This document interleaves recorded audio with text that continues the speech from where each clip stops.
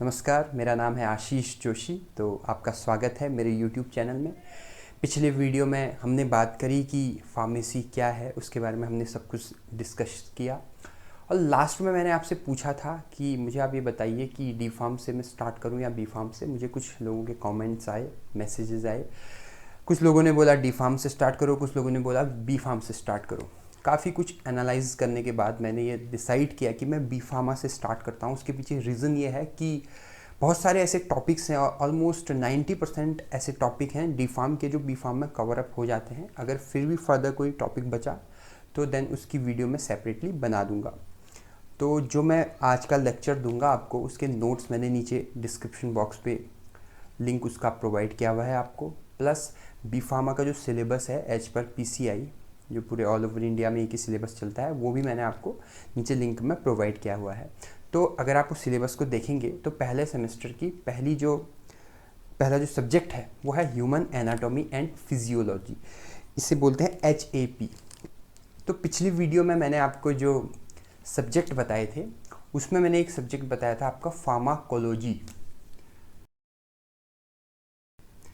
तो जो फार्माकोलॉजी है उसमें हम ह्यूमन बॉडी के बारे में और ड्रग के मैकेनिज़्म के बारे में, कि बॉडी हमारे ड्रग में जाके क्या एक्ट करती है, उसके बारे में मैंने आपको बोला था कि हम उसके बारे में उसमें स्टडी करते हैं। लेकिन इस फार्माकोलॉजी को जानने से पहले आपको अपनी बॉडी के बारे में भी तो पता होना चाहिए कि आपकी बॉडी कैसे वर्क करती है। जब आपको अपनी बॉडी के बारे में पता होगा तभी उसके बाद आपको ये पता होगा कि कोई ड्रग आपकी बॉडी में जा रही है तो वो कैसे एक्ट कर रही है। तो जो फार्माकोलॉजी है उसी का पार्ट है, उसका नाम है ह्यूमन एनाटॉमी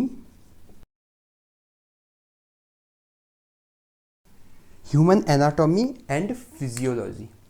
तो इसके बारे में हम आज स्टार्ट करेंगे पहली क्लास। इसमें 5 यूनिट हैं, आपको पता है। अगर आप एक बार सिलेबस देखेंगे तो हर सब्जेक्ट में, हर सेमेस्टर में 5-5 यूनिट हैं एक सब्जेक्ट की। तो हम पहली यूनिट के आधे टॉपिक आज कवर करेंगे, आधे अगली वीडियो में कवर करेंगे। ठीक है, हम आराम से पढ़ेंगे, हमको कोई जल्दीबाजी नहीं है। तो इसमें ये ह्यूमन एनाटॉमी एंड फिजियोलॉजी, इसमें 2 टर्म्स आते हैं। पहला है एनाटॉमी और दूसरा है फिजियोलॉजी। एनाटॉमी एंड फिजियोलॉजी, तो इन दोनों के बारे में हम पढ़ेंगे। एनाटॉमी क्या है और फिजियोलॉजी क्या है। तो दोस्तों, anatomy is the science of body structure and the relationship among them. मतलब the science of body structure, हमारी जो बॉडी है उसके वो जो स्ट्रक्चर है, हमारी बॉडी का जो स्ट्रक्चर है उसमें बहुत सारे अलग, ये आगे मैं आपको फर्दर बताते रहूँगा, लेकिन मोटा मोटा आप ये समझिए एनाटॉमी मीन्स होता है जो हमारी बॉडी का स्ट्रक्चर है, जो हमारी बॉडी है उसके बारे में, उसकी स्टडी करना, उसे बोलते हैं एनाटॉमी। ईजी वे में मैं आपको उसमें बता रहा हूँ। दूसरा है फिजियोलॉजी। फिजियोलॉजी मीन्स है कि हमारी बॉडी कैसे फंक्शन करती है। ठीक है, हमारी आँख कैसे देखती है, इसके पीछे का मैकेनिज्म क्या है, हमारे कान कैसे सुनते हैं, हम किसी को टच करते हैं, हम जैसे हम गर्म पानी टच करते हैं तो एकदम से हमारा हाथ पीछे हो जाता है, क्यों हो जाता है, तो वो सब हम पढ़ेंगे फिजियोलॉजी में। ये सारे नोट्स मैंने नीचे प्रोवाइड किए हुए हैं, तो इसमें मैं ज़्यादा अभी राइट नहीं कर रहा हूँ, आप समझ जाइए। तो एनाटॉमी और फिजियोलॉजी जानने के बाद हम पढ़ेंगे levels of structural organisation in human body. मतलब ह्यूमन बॉडी के जो लेवल हैं, कैसे हम पूरा शरीर, हमारी पूरी बॉडी बनी हुई है, स्टार्टिंग से हम बात करेंगे। Levels of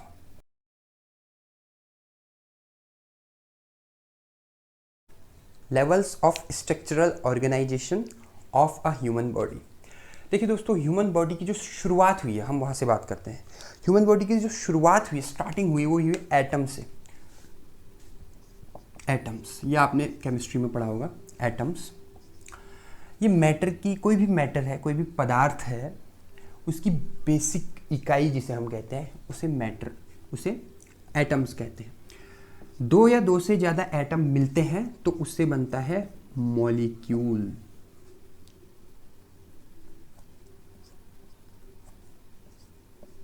molecules. उसके बाद ये जो मॉलिक्यूल्स हैं ये भी कंबाइंड होते हैं और ये बनाते हैं फर्दर सेल। सेल क्या होता है? The basic structural and functional unit of an organism. ये बेसिक स्ट्रक्चर और फंक्शन, इसके बारे में पढ़ेंगे, सबके बारे में पढ़ेंगे, आगे पढ़ेंगे, आगे इसके बारे में, इसकी दूसरी यूनिट में सब कुछ है आगे। तो सेल्स कनेक्ट होके दो या दो से ज़्यादा सेल्स जब कंबाइन होते हैं तो बनाते हैं टिश्यू। अब टिश्यू जो है ये मैं आगे बताऊंगा टिश्यू कितने टाइप के होते हैं। बेसिकली 4 टाइप के टिश्यू होते हैं, इनके बारे में भी हम पढ़ेंगे। अभी मैं आपको सिर्फ नाम बता देता हूँ, नीचे नोट्स में मैंने सब कुछ लिखा हुआ है तो उसकी आप टेंशन मत कीजिए। Epithelial tissue, connective tissue, muscular tissue और नर्वस टिश्यू, 4 टाइप के टिश्यूज़ होते हैं। उसके बाद टिश्यू भी जब कंबाइंड होते हैं तो वो बनाते हैं ऑर्गन। ऑर्गन तो आपको पता ही है, हमारी बॉडी के जिसे हम बोलते हैं अंग, हाथ, कान, नाक, ये। और इंटरनल ऑर्गन, ऑर्गन भी 2 टाइप के होते हैं, external organ, internal organ. External organ में जैसे हमारी आँख है, हमारी नाक है, हमारे कान है, ठीक है। इंटरनल ऑर्गन जैसे हमारा लीवर है, हमारा स्टमक है, हमारी किडनी है, इंटेस्टाइन है, ये ऑर्गन। फिर जो भी ऑर्गन, एक स्पेसिफिक ऑर्गन जब मिल जाते हैं तो उससे बनता है सिस्टम, बॉडी सिस्टम से हम कहते हैं सिस्टम। जैसे for example digestive system. Digestive system मतलब जो हमारे खाने को पचाता है, अब उसमें कौन कौन से ऑर्गन यूज़ हो रहे हैं उनको मिलकर ये सिस्टम बनेगा डाइजेस्टिव सिस्टम। जैसे फॉर एग्जांपल हम खाना खाते हैं तो हमारी टंग है, हमारे टीथ हैं, उसके बाद हमारी इसोफेगस है, उसके बाद जाएगा पेट में जो हमारा स्टमक है, अपना लीवर है, पेनक्रियाज है, स्मॉल इंटेस्टाइन है, लार्ज इंटेस्टाइन है, ये सब कुछ, गॉल ब्लैडर है, उसके बाद लास्ट में एनस है। तो ये सब कुछ जो है मिलके एक सिस्टम बनाते हैं, इसे डाइजेस्टिव सिस्टम कहते हैं। 11 टाइप के हमारे बॉडी में सिस्टम होते हैं, उसके बारे में हम इसमें अभी आगे बात करेंगे। और जब सिस्टम, बहुत सारे सिस्टम मिल जाते हैं तब जाके हमारी बॉडी बनती है। ये है बॉडी का पूरा मैकेनिज्म। एक बार स्टार्ट करेंगे। इसमें एक चीज़ है कि इसको बोलते हैं सेल्यूलर लेवल और ये होता है केमिकल लेवल। उसके बाद ये टिश्यू लेवल, ऑर्गन, सिस्टम और बॉडी। तो एक ही हमारी बॉडी बनने के लिए जब इतनी चीज़ कंबाइंड होती हैं तब जाके हमारी बॉडी बनती है। एक बार रिवाइज करेंगे। एटम्स जब मिलते हैं तो वो बनाते हैं मॉलिक्यूल्स, मॉलिक्यूल्स कंबाइंड होकर बनाते हैं सेल कंबाइंड होकर बनाते हैं टिश्यूज़ 4 टाइप के होते हैं, ये आगे बात करेंगे। फिर आता है ऑर्गन भी हमारी बॉडी में बहुत सारे होते हैं, इंटरनल ऑर्गन, एक्सटर्नल ऑर्गन जब मिलते हैं तो बनता है सिस्टम, ठीक है। सिस्टम भी मैंने आपको बताया, डाइजेस्टिव सिस्टम, अपना कार्डियोवैस्कुलर सिस्टम, रिप्रोडक्टिव सिस्टम, बहुत सारे सिस्टम होते हैं। उसके बाद सब सिस्टम जब मिल जाते हैं तब जाके हमारी ह्यूमन बॉडी बनती है। तो दिस इज़ द साइंस भी। तो ये जो है ह्यूमन बॉडी का पीछे का मैंने एक आपको चार्ट सा बता दिया है। तो अगला टॉपिक है इसमें ही, ये एक टॉपिक खत्म हो गया, ह्यूमन एनाटॉमी और फिजियोलॉजी की डेफिनेशन। एनाटॉमी क्या होती है, फिजियोलॉजी क्या होती है, और जो हमारी बॉडी किससे बनी है उसका जो पूरा चार्ट है। तीसरा जो इसमें टॉपिक जो कवर हो रहा है वो है जो हमारे सिस्टम के बारे में, system in human body. System in human body, even systems in human body. हमारे अंदर 11 टाइप के सिस्टम होते हैं। 11 के बारे में हम पढ़ेंगे डिटेल्ड, आगे आने वाले यूनिट्स में हैं। हम उन सिस्टम के नाम पढ़ेंगे, उनका क्या कंपोनेंट है, उनके अंदर कौन कौन से ऑर्गन आते हैं और उनका क्या फंक्शन है, उसमें से 1-2 फंक्शन की हम बात करेंगे। तो पहला जो सिस्टम है वो है इंटीग्यूमेंट्री सिस्टम। इंटीग्यूमेंट्री सिस्टम, इसके अंदर क्या क्या आता है, हमारा स्किन आती है, नेल्स आते हैं, अपना हेयर्स आते हैं, ये चीज़ें इसके अंदर आती हैं। मैं लिख नहीं रहा हूँ क्योंकि मैंने सारा नीचे नोट्स में मेंशन किया हुआ है। वैसे भी मेरी राइटिंग बहुत अच्छी है तो सिर्फ मेरे समझ में आती है, आपको पता ही है, इसलिए मैं लिख नहीं रहा हूँ ज़्यादा, बता रहा हूँ आपको। तो इसमें हमारा आ गया स्किन आ गई, हमारी हेयर्स आ गए, ग्लैंड्स आ गए, जैसे हमारे स्वेट ग्लैंड्स हैं, और उसके बाद हमारे नेल्स आ गए। ये 4 चीज़ें इसमें कवर अप हो गई। अब इसका, ये तो इसके कंपोनेंट है, अब इसका फंक्शन क्या है, इंटीग्यूमेंट्री सिस्टम का फंक्शन क्या है। देखिए आप खुद ही दिमाग लगाइए क्या फंक्शन हो सकता है इसका।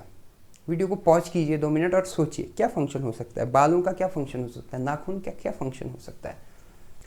इनका फंक्शन है हमारी बॉडी को प्रोटेक्ट करना, हमारी बॉडी को प्रोटेक्ट करना। जैसे अगर आप शेव कर दो अपने सर को पूरी तरीके से, उसके बाद आप मार्केट चले जाओ तो आपको गर्मी लगेगी क्योंकि डायरेक्ट सनलाइट आपके सर में पड़ेगी। अगर आपके नाखून सारे निकाल दिए जाएं तो कुछ भी चीज़ यहाँ पर टच होगी तो आपको जलन होगी, आपको पेन होगा। तो ये सब चीज़ों से प्रोटेक्ट करने के लिए नेचर ने हमारे अंदर ये सिस्टम दिया हुआ है जो हमारी बॉडी को आउटर पार्ट से प्रोटेक्ट करता है। नाक के अंदर हमारे बाल होते हैं, क्यों होते हैं? ताकि अगर हमारे नाक के अंदर कभी धूल जाए या कुछ गंदगी जाए तो हमें छींक आ जाए। अगर हमारे नाक के अंदर बाल नहीं होंगे तो हमें छींक नहीं आएगी, और हो सकता है कि धीरे धीरे अंदर हमारे धूल जमती रहे और कुछ ज़्यादा प्रॉब्लम क्रिएट हो जाए।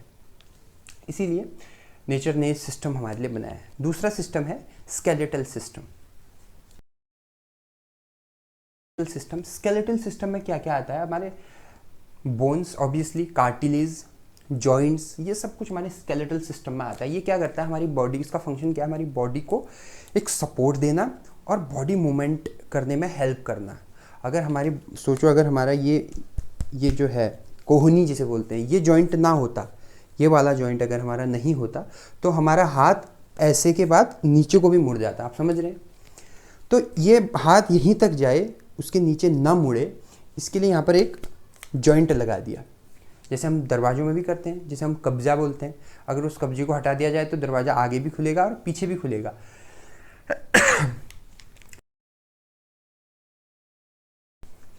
तीसरा सिस्टम है मस्कुलर सिस्टम। मस्कुलर सिस्टम में क्या होता है? इसमें आती है हमारी मसल्स, ठीक है? उसको हम बोलते हैं स्केलेटल मसल्स। स्केलेटल मसल्स क्यों बोलते हैं? क्योंकि हमारी जो मसल्स है वो हमारे स्केलेटल के साथ, मीन्स हमारी बोन्स के साथ अटैच होती हैं। उनका काम क्या होता है? बॉडी को मूवमेंट कराने में हेल्प करना। जो हम चल रहे हैं, अगर हमारी बॉडी में सोचो मसल्स ना होती, हमारी बॉडी में सिर्फ बोन ही बोन होते, तो हम कैसे चलते?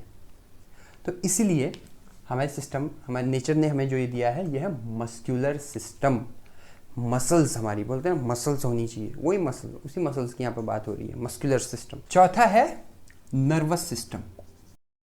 अच्छा, नर्वस सिस्टम में क्या क्या आता है? हमारा ब्रेन आता है, हमारा स्पाइनल कॉर्ड आता है पीछे, ठीक है? ब्रेन और स्पाइनल कॉर्ड, ब्रेन इसमें आता है, और तीसरा इसमें आता है नर्व्स, ठीक है? ब्रेन, स्पाइनल कॉर्ड्स और नर्व्स। अब ये क्या करते हैं? नर्वस सिस्टम में क्या होता है? ये हमारी बॉडी को एक्शन पोटेंशियल जनरेट करने में हेल्प करता है, मेंटेन करता है। एक्शन पोटेंशियल क्या होता है ये मैं आपको आने वाली वीडियो में बताऊंगा, बहुत लंबा टॉपिक है। दूसरा ये क्या करता है? हमारे बॉडी के इंटरनल और एक्सटर्नल एनवायरनमेंट को मेंटेन करता है। ये कैसे करता है, क्या करता है? ये नर्वस सिस्टम अपने आप में एक बहुत बड़ा टॉपिक है, इसका पूरा एक चैप्टर है नर्वस सिस्टम, ठीक है? तो ये मैं आपको बताऊंगा। अगला है एंडोक्राइन सिस्टम। अब एंडोक्राइन सिस्टम में क्या आता है हमारा? उसमें आता है हमारी पिट्यूटरी ग्लैंड, इसमें आता है हमारा पीनियल ग्लैंड, इसमें आता है हमारा थाइमस, इसमें आता है हमारा थायराइड ग्लैंड, इसमें आता है हमारा पेनक्रियास, इसमें आता है हमारा ओवरी, इसमें आता है हमारी टेस्टिस। तो इतने सारे इसमें ग्लैंड्स होते हैं। अब इनका काम क्या होता है? ये लोग ये ऑर्गन्स जो हैं हार्मोन सिक्रीट करते हैं। इस सिस्टम के ऑर्गन जो है हार्मोन सिक्रीट करते हैं, फिर जो हार्मोन्स है उसके बेस पे हमारी बॉडी एक्ट करती है। कैसे एक्ट करती है, अगेन ये मैं आपको आने वाली वीडियो में बताऊंगा, क्योंकि ये बहुत वास्ट टॉपिक है, ये सिस्टम है पूरा। तो ये मैं सिर्फ आपको, क्योंकि इस यूनिट में सिर्फ इनके नाम, इनके फंक्शन और इनके कंपोनेंट ये दे रखे हैं। नीचे मैंने जो नोट्स डिस्क्रिप्शन में दिया, आप इसमें देखेंगे तो उसमें मैंने फंक्शन और कंपोनेंट लिखा हुआ है, जो आप एक बार रीडिंग मारेंगे, मैंने बहुत शॉर्ट नोट्स दे रखे हैं, रीडिंग मारेंगे आपको एकदम से क्लियर आपको समझ में आ जाएगा। अगला है कार्डियोवास्कुलर सिस्टम। कार्डियोवास्कुलर सिस्टम में क्या होता है? हमारी हार्ट होती है, पता है आपको, उसके बाद हमारा ब्लड होता है, ब्लड वेसल्स होती हैं। तो ये सब कुछ जो है कार्डियोवास्कुलर सिस्टम पे आता है। इसका काम क्या होता है? ब्लड को पंप करना। ब्लड पंप करके क्या होगा, कैसे जनरेट होगा, कैसे ऑक्सीजनेटेड ब्लड जाएगा, डीऑक्सीजनेटेड ब्लड जाएगा, और हार्ट का पूरा स्ट्रक्चर होता है कि कहाँ से ब्लड आता है, कहाँ से जाता है, कौन उसको ऑक्सीजनेटेड ब्लड को कैसे ऑक्सीजनेटेड कैसे हो जाता है ब्लड, ये सब कुछ जो है आगे पढ़ेंगे। ये है द कार्डियोवास्कुलर सिस्टम। अगला है डाइजेस्टिव सिस्टम। डाइजेस्टिव सिस्टम में आपको पता है, मैंने अभी थोड़ी देर पहले बताया था आपको, डाइजेस्टिव सिस्टम में आगे आपका माउथ से लेके एनस तक जितने भी बीच के ऑर्गन होते हैं, इसोफेगस है, अपना स्टमक है, अपनी स्मॉल इंटेस्टाइन है, लार्ज इंटेस्टाइन है, पेनक्रियाज है, गॉल ब्लैडर है, ये सब कुछ आता है हमारे डाइजेस्टिव सिस्टम में। इसका काम क्या होता है, हमारी बॉडी फूड को डाइजेस्ट करना होता है। बहुत इंपॉर्टेंट ये सिस्टम है डाइजेस्टिव सिस्टम। इसके बाद जो है अगला सिस्टम है हमारा यूरिनरी सिस्टम। यूरिनरी सिस्टम में आ गया हमारा यूरिथ्रा आ गया, हमारी किडनी आ गई, यूरेटर आ गया। इसका काम क्या होता है, हमारी बॉडी की जो फ्लूइड्स होती हैं उनको मेंटेन करना होता है, वाटर को क्लीन करना, छानना होता है पानी को, यूरिन को पास आउट करना होता है, मेंटेन करना होता है। ये सब काम होता है हमारी यूरिनरी सिस्टम का। अगला है लिम्फेटिक सिस्टम। तो लिम्फेटिक सिस्टम में कौन कौन से कंपोनेंट होते हैं, लिम्फ नोड है, अपना टॉन्सिल है, थाइमस है, ये सब कुछ अपने लिम्फेटिक सिस्टम के अंदर आते हैं। लिम्फेटिक सिस्टम का क्या काम होता है, ये लिपिड्स को जीआईटी से ब्लड की ओर ले जाता है। रेस्पिरेटरी सिस्टम आपको पता ही है, सांस लेना, ऑक्सीजन को बॉडी के अंदर लेना और कार्बन डाइऑक्साइड को बॉडी के बाहर निकालना। रेस्पिरेटरी सिस्टम में कौन कौन से आते हैं, हमारे लंग्स आते हैं, फेफड़े जिसे हम बोलते हैं, उसके अंदर आता है हमारा लैरिंग्स आता है, फेरिंग्स आता है, लैरिंग्स जिसे हम वॉइस बॉक्स बोलते हैं, फेरिंग्स जिसे हम थ्रोट बोलते हैं। तो ये सब इस सिस्टम के अंदर आता है। उसके बाद हमारा लास्ट सिस्टम है वो है रिप्रोडक्टिव सिस्टम। रिप्रोडक्टिव सिस्टम में दो आते हैं, एक आएगा अपना मेल, दूसरा आएगा फीमेल। तो मेल में है जैसे पीनस है, टेस्टिस है और प्रोस्टेट है, ठीक है। फीमेल में आ गया हमारी यूट्रस आ गया, ओवरी आ गया, वेजाइना आ गई। तो इनका काम क्या होता है, इनका काम होता है न्यू लाइफ को जनरेट करना, न्यू ऑर्गेनिज्म को जनरेट करना। तो ये थे हमारे 11 सिस्टम जो मिलके एक ह्यूमन बॉडी को बनाते हैं। आई होप आपको ये पूरे सिस्टम समझ में आए होंगे। मैंने बहुत लेमन लैंग्वेज में, बहुत क्लियर हिंदी में मैंने आपको बताया। तो इसके बाद की वीडियो में हम और चीज़ें कवर करेंगे। ये यूनिट के आधे टॉपिक हम इसमें कवर कर चुके हैं, आधे टॉपिक हम इसमें और कवर करेंगे। तो आज के लिए बस इतना ही रखते हैं। अगर आपको मेरी ये वीडियो पसंद आए तो मेरे चैनल को सब्सक्राइब कीजिएगा, बेल आइकन पे क्लिक कीजिएगा। आपने मुझे इतना वक्त दिया उसके लिए बहुत बहुत धन्यवाद।